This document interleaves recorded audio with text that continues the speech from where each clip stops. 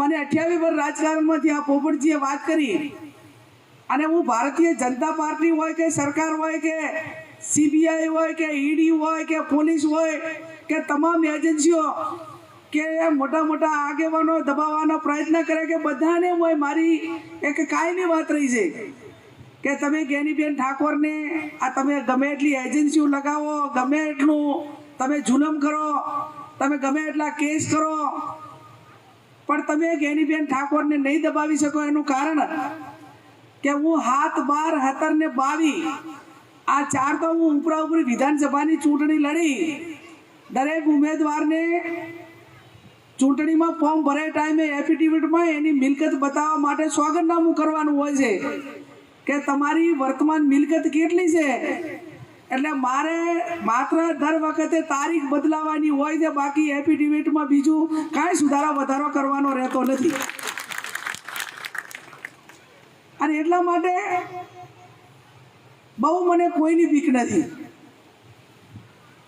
પાસે સૌમાનની વાત હોય અને એ દબાવવાની વાત તો મેં કીધી એ પ્રમાણે વાત આવી ખરીદવાની, તો ખરીદવામાં મેં આપને કીધું કે મારી એફિડેવિટમાં માત્ર તારીખ જ બદલાવાની હોય છે. મારા મિલકતની અંદર કોઈ વધારો નહીં, ક્યાંક ઘટાડો થયો છે, 3-4 વીઘા જમીન છે એનો, પણ વધારો તો નહીં જ થયો હોય. અને 2017 થી 22 અને 22 થી અત્યારે વર્તમાન, એના પછી અનેક ધારાસભ્યો ગયા, 17માં ગયા અને 22માં ગયા.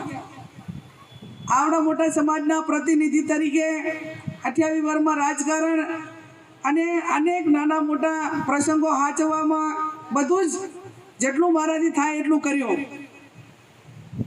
હું તમને બધાને આ સ્ટેજવાળાને અને આ તમને બધાને પૂછું છું કે મારી જે ક્ષમતા છે, હું આ લોકસભાની ચૂંટણી મેં કીધું એ પ્રમાણે મારા કોઈ સ્ટેટસ માટે નથી લડતી, મારે કોઈ મોટું થઈ જવું છે એના માટે નથી લડતી,